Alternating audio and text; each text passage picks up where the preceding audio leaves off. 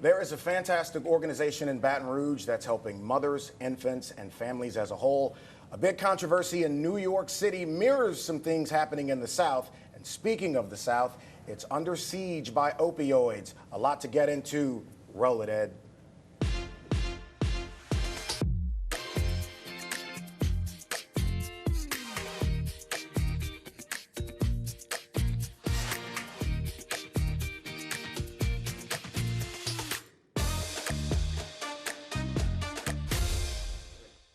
Joining us here in studio tonight is Dr. Leslie Faulkner, who is a Division Outreach Coordinator and Special Agent Anessa Daniels-Mccaw. Yes. All right. We're talking about something that you guys are doing this weekend at BRPD, but before we get to that, opioids. Last year, across the southern region, we saw these numbers spike in such a way that just scares people in law enforcement, and it's been a discussion happening across the country. Let's begin there. What's going on with these opioids and the overdoses as a result of them, Doc? Well, we had over 68,000 opioid deaths just alone. Yeah. And over 93,000 in the United States itself. Right. It's a crisis. I think the pandemic, definitely we saw rises in numbers during that time. We had a lot of people who were home. Mm-hmm. We had a lot of people who had access to medications, being home. Yeah.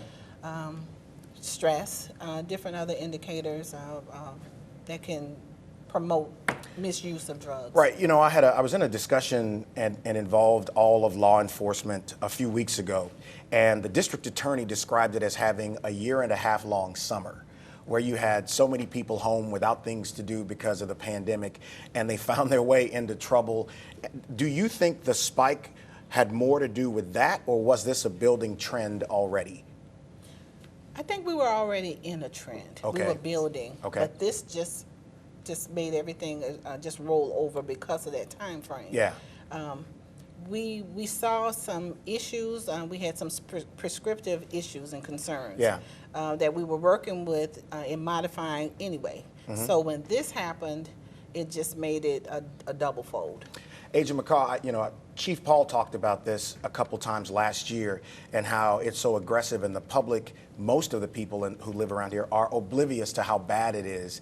Why should the public pay more attention to what's happening with these drugs? I think they should pay more attention because it starts at home, right in your medicine cabinet. Right. That is normally where a person who becomes addicted starts.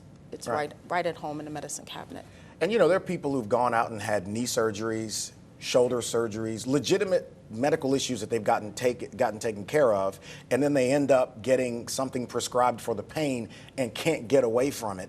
It happens just that simple sometimes, doesn't it? It does. Absolutely. It starts with that. But access, as Special Agent McCaw is one of the main dominators, it's access. Right. Your medicine cabinet, when you think about it, who monitors it? Right. No one. We just walk in, we get our medications. People ask to use our restrooms. They go into our restrooms, our bathrooms, and our medicine cabinets are right there. Right. So access is the biggest issue. Why is it so much worse in the South? Because the numbers here are pretty atrocious. We have it's an easy segue. We have a lot of corridors here. We have a lot of ports here. You have the cruise lines, the ports. So it's an easy way to get it through. And the interstate running right through the center of Baton Rouge. Yes. I mean, we've had issues with other things here, such as human trafficking, because of how the interstate runs through the city. I'm sure that factor probably contributes greatly to getting these drugs to and through the South from to either coast, right? Yes. True. So this weekend, you've got Operation Drug Take Back. That's happening at BRPD. This is something you do a couple times a year? We do it twice a year, in April and also in October. Right. This is our 10th year of this initiative. Okay. So we have done great things with this. We've seen some phenomenal numbers as related to Take Back here in Louisiana. We are the New Orleans Field Division. We have Louisiana, Mississippi, Alabama, and New Orleans as our field division, and we have done well. I think in April here in Louisiana, we took back 6,000 pounds of. 6,000 pounds? Yeah. Oh, Yes. okay. So for people, I didn't think you were going to say that number. So for people who don't know, when they hear Operation Drug Take Back, what is it? What is it exactly? Yeah. So this is where you can anonymously bring drugs in Right. from your medicine cabinet, misused, unused, I'm sorry, expired medications, Right. Whether they be tablets, pills, no liquids, Right. no syringes, Right. no illicit drugs, Right. but prescriptive drugs where you just bring them in. We don't ask any questions. We Well, just accept them. hold your thought. We'll come back and talk more about Operation Drug Take Back taking place at BRPD this weekend. You're watching the Clay Young Show. Back in just a moment.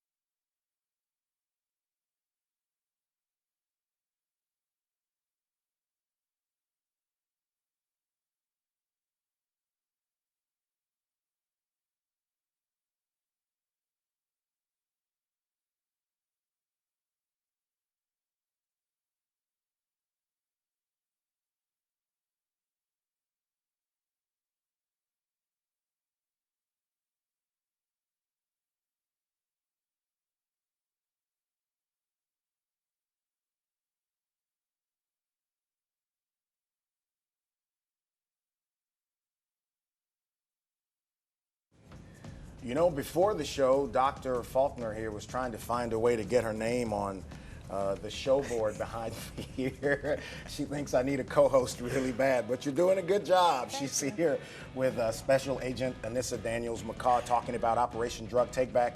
That's happening this weekend at BRPD, but also happening in other locations around the country, around the state as well. Is that right?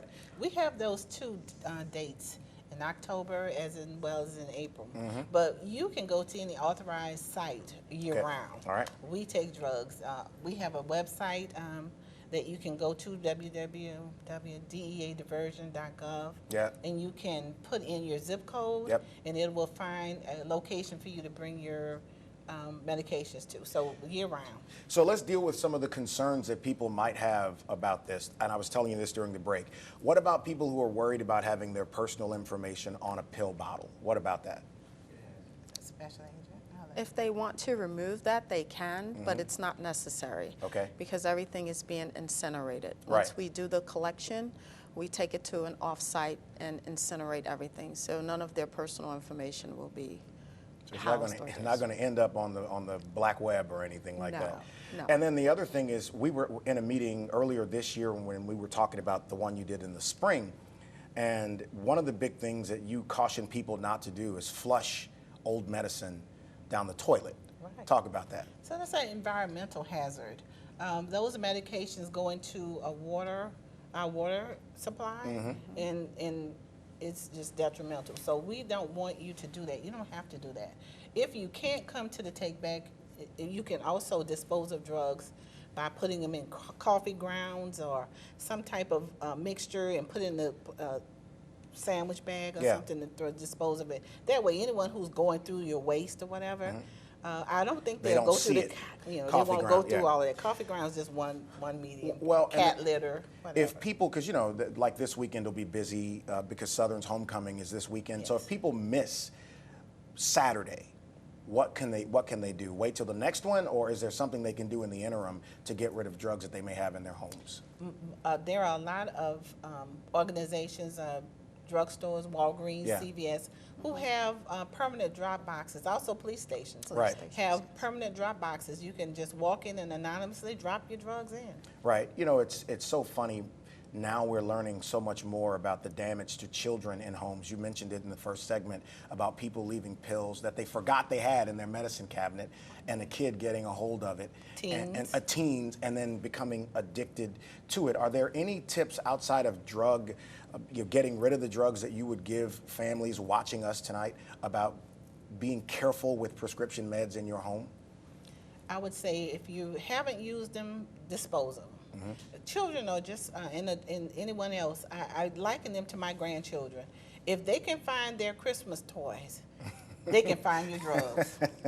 It's just as simple as that. They have some amazing skills. Yes, they do. So if you don't put them away, get rid of them. I mean, we keep everything, antibiotics, we share them with our cousins. Right. But we have another campaign that's in process called One Pill Can Kill. Okay. And that campaign talks about having medications where people can get access to them, Right. but they're counterfeit pills. Okay. And so those pills are out in the market. They're buying them offline, online, black market. Right. You don't know what you're buying. Right. So one pill can kill. One pill can we want kill. to take everything out of the way. Thank you all for coming on the show and talking about this. I'll be out there for a little while this weekend. LA will be out there too. He's in studio with his good friend of mine. All right, coming back to talk about a controversy in New York City that mirrors some things that we've had happening here in Louisiana. Eugene Collins will be at the desk. You stay right there.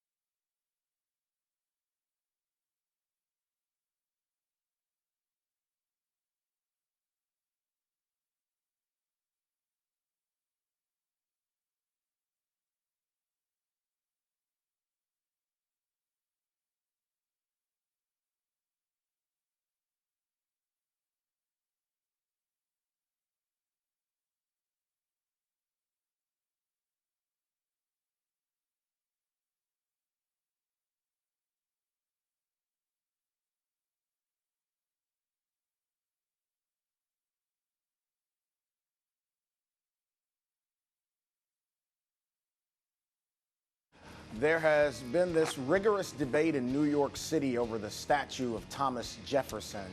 Many people in the city have gone to the city council to talk about why it should not be there because of his previous ownership of slaves. And the interesting thing about the conversation is you've got this collision of people who support him as a founding father, and then those who say we should not celebrate those who caused misery to so many in our country. Eugene Collins with the local chapter of the NAACP is here with us in studio to talk about that.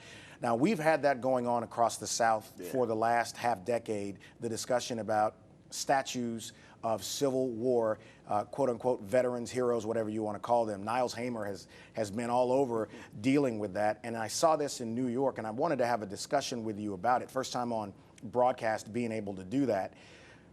This is a complicated issue for a lot of people, right? So let me begin by asking you, what's your perspective?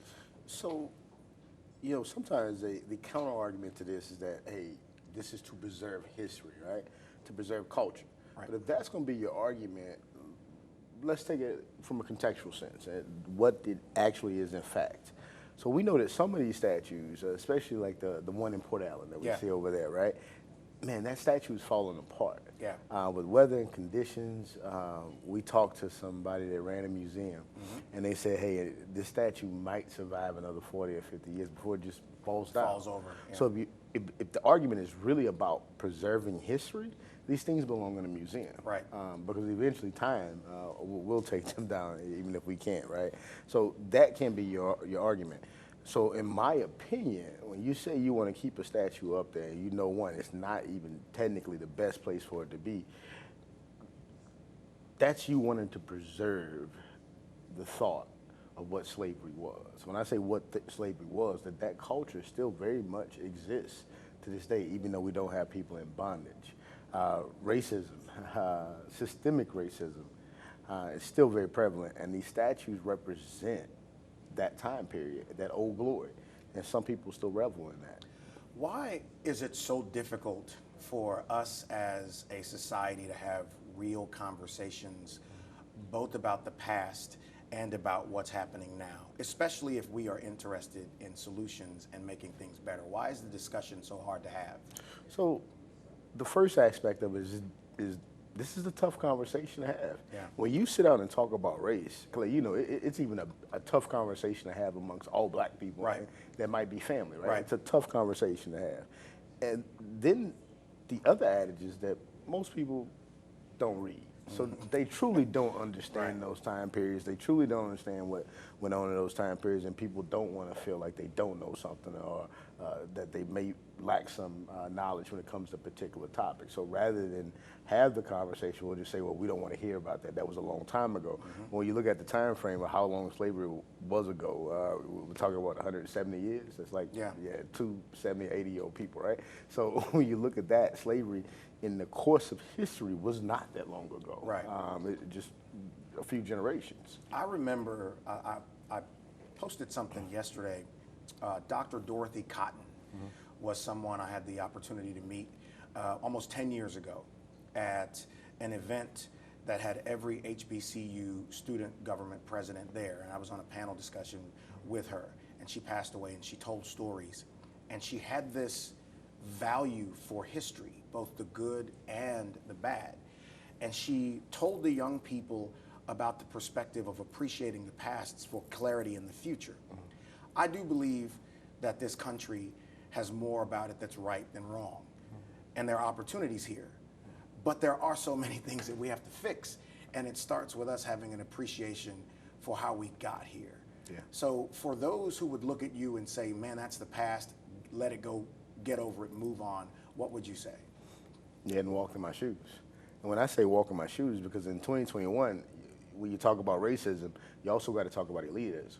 I think those two are starting to go hand in hand. We're finding that white and black does matter, but now green matters as well. And what zip code you come from means something, right? My children, who are two privileged middle-class kids, they're going to have a good life, whether they are talented in anything or not, because I'm going to make sure that that's the case. But that's interesting, though, right? That perspective, it's honest. It's because they don't have to see a lot of things that others have had to see because of the work that you've put in for them. Yeah. But how do you also get them to appreciate the reality of those who don't have? See, that's that's where education comes in, right? And I had to sit down with my kids, and I had to explain my experiences of growing up, so they have an understanding of where their lineage started, where they come from, so they don't ever forget those things. And oftentimes that's attached to income more than race, right? But race is the driving factor of that notion, because we learned it from somewhere. Right. We didn't bring that from Africa. Can we, in the future, have more time to have this discussion? Because I do want to have it. Yeah. And I think it's one that's necessary. Yeah, oh, I would love to come on and talk with you, man. Thank you, brother. Go Jags this weekend, right? Go Jags. All right, coming up next, a fantastic thing that's happening in the community from an organization that's been around a while. The director is in that chair next.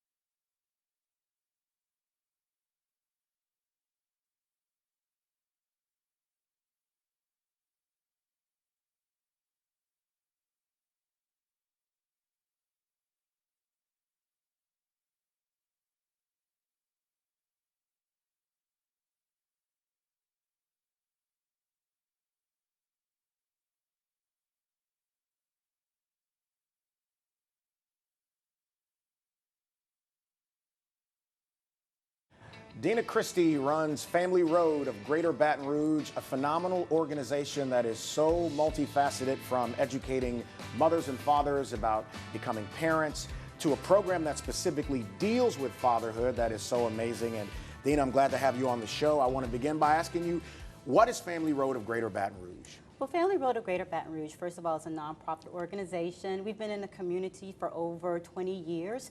We are a one-stop shop for social services. So we do everything from prenatal to parenting, job placement, education, nutrition. And the way that we do that is we actually partner with agencies that exist in Baton Rouge. So let's say you go to a parenting class or a prenatal class that may be taught by Women's Hospital. Right. You go to a nutrition class that's taught by Southern Agriculture Center. But then we also provide our own direct services, such as the Healthy Start program. Right. And it basically provides case management services to expecting parents from the time they're expecting up to age 18 months of the child. We have health education programs that work with teens. We have Medicaid enrollment. We have private insurance assistance. We also do sonograms, pregnancy testing. So we do a variety of things for families to encourage families and to help them on their journey and their road and path to success. And if you're wondering, it's on East Airport, which is off of Florida, between Florida and Goodwood. It's right in the center of the city, so if people want to find out, they can go.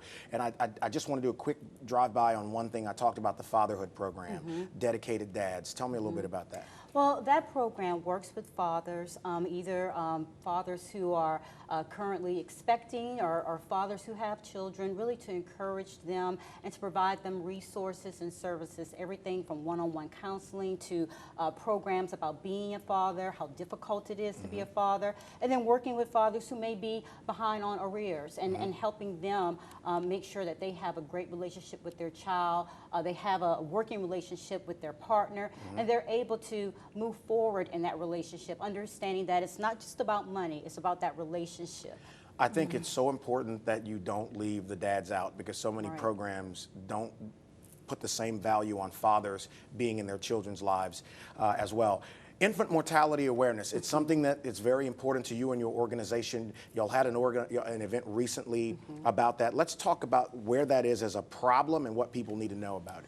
Well, Louisiana ranks 4th in the country for infant mortality, and many people, when I say that, they're interested, they're disturbed. What do you mean? We said we have one of the highest infant mortality rates in the country, and a lot of it has to do with health equity. Our African American and Hispanic families basically have 2 to 3 times higher infant mortality than we do within the white community. A lot of that has to do with low birth babies. Some of it has to do with education, lack of prenatal care. Some of it has to do with health inequities, where women aren't being heard the same when it comes to their prenatal care. And so we want to raise the awareness with everyone about those particular problems and issues. In Louisiana, we had 448 babies to die, and in East Baton Rouge Parish, 56 of those babies were not able to see their first birthday. And so we want people to know about it, that they can do something about it. One of the things is safe sleep, where you can make sure that your baby has a safe place to sleep. And the other things that I mentioned, the nutrition, access to prenatal care, being able to listen to a woman when she is pregnant and be able to understand the complications or issues that she may be facing and providing that support. Wow, and in the end, we'll tell people where they can get more information. I got less than a couple of minutes. Let's talk about pumpkins for pack and plays. Yes, well, Pumpkins for Pack and Plays, part of our working with families is providing pack and plays. We provide pack and plays not only to parents who are in the Healthy Start program, but to the entire community. That program started because we found that during hurricanes and storms, babies basically have cord-bound boxes to sleep in. And so we said we can do better than that as a community. So we're going to be out at Calandros this weekend on Government. We also are going to be at Calvin's on the next weekend, providing opportunity for people to give back. If you donate $60, you actually get a beautifully decorated pumpkin. That's right. Lamar, McKinley, Gifted and Talented Program, the Artists Guild, and others have basically donated their time to decorate these beautiful pumpkins as a thank you gift, which allows us to buy pack and plays to provide to the community for those in need, and also to the shelters for those in need during emergencies. So I'm going to volunteer some time. I'm also going to I bought a pumpkin and some other stuff out there at the Calandros location last year. Came out on a beautiful, beautiful Saturday. So it's a great Saturday before you go to the Bluffs to go watch Southern play. You can go out and make a donation. Or if someone wants to make a direct donation quickly, how can they do that? They can go to www.familyroadgbr.org. And don't forget, we also are having our Trunk or Treat, Buddha Flu, and COVID-2 event on October 29th, 5:30 to 7:30 at Family Road, Women's Hospital, Metro Health, Aetna, Southern University Ag, March of Dimes. All of us, there are many more that are going to be out there for families, babies, moms, and dads with giveaways and treats. All right. Thank you, Dena. Have a great weekend, y'all. Go Jags. Get it done this Saturday.